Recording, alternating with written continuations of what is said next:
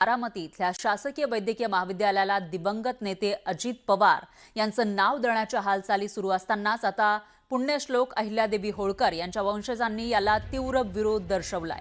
अजित पवार हयात असताना त्यांनी स्वतः या महाविद्यालयाला अहिल्यादेवींचं नाव देण्याचं जाहीर केलं होतं। आता त्यांच्या निधनानंतर नावाचं राजकारण करून जातीमध्ये तेढ निर्माण करू नका अशा शब्दात होळकर घराण्याचे वंशज श्रीमंत भूषणसिंग राजे यांनी सरकारला सुनावलंय।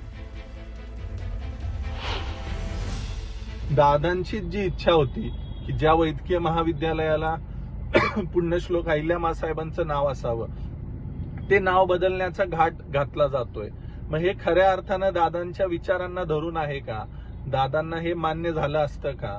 जे नाव ऑलरेडी दिलेलं आहे, ज्याचा शासकीय GR निघाला, तिथं नामकरण झालं आणि आज आपण ते नाव बदलतोय, हे कशासाठी?